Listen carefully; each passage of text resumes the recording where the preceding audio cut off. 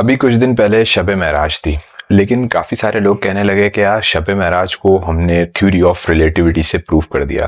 تو یار دیکھو، پہلی بات آپ اپنے ذہن میں رکھنا کہ کوئی بھی معجزہ جو ہے نا وہ پروو نہیں ہو سکتا، ٹھیک ہے؟ اگر وہ پروو ہوتا ہے تو پھر وہ معجزہ نہیں ہے، سیدھی سی بات ہے۔ تو معجزہ جو ہوتا ہے، معجزہ کا مطلب ہوتا ہے عقل کو عاجز کرنے والا، ٹھیک ہے؟ یعنی کہ عقل میں وہ چیز نہیں آ سکتی۔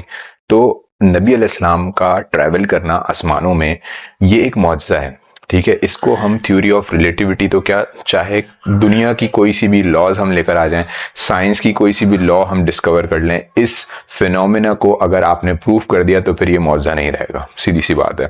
اب رہی بات کہ معجزہ جو تھا یہ کس طرح ہوا، یہ دیکھو اب آپ کو میں ایک اور بات بتاتا ہوں۔ اگر کوئی انسان کو ہم اسپیس میں جانا ہوتا ہے تو اس کو اسپیس سوٹ پہننا پڑتا ہے اور شٹل وغیرہ پتہ نہیں کیا کیا چیزیں اس کے اندر لگتی ہیں، ٹھیک ہے؟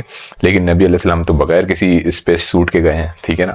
تو ان کے جسم کے اندر بھی جو ہے اللہ تعالیٰ نے کیا چیزوں کی قدرتی رکھی ہوئی ہیں، ٹھیک ہے؟ تو بات یہ ہے کہ یہاں پہ ہے معجزہ۔ معجزہ جو ہوتا ہے وہ عقل کو عاجز کرنے والا ہوتا ہے، ورنہ پھر وہ معجزہ نہیں رہتا، ٹھیک ہے؟ باقی اس کے اوپر آگے کیا ہوا کہ گلیکسیز کے اندر کس طرح سے ٹریول کیا، انٹر گلیکٹک ٹریول کیسے ہوا، پہلا آسمان، دوسرا آسمان، تیسرا آسمان، چوتھا آسمان، پانچواں آسمان، اور چھٹے آسمان کے بعد سدرۃ المنتہا۔ اور پھر قرآن کہتا ہے سبحان الذی اسریٰ بعبدہ لیلا من المسجد الحرام الی المسجد الاقصی، پاک ہے وہ پاک ہے وہ ذات جو اپنے نبی کو، اپنے بندے کو لے کے گئی مسجد حرام سے مسجد اقصی، اور پھر بلندیوں پہ آسمانوں کی۔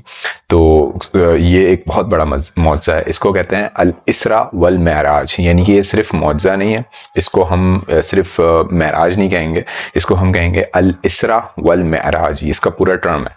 لیکن لوگوں میں مشہور ہے معراج تو پھر وہ لوگ معراج ہی بولتے ہیں۔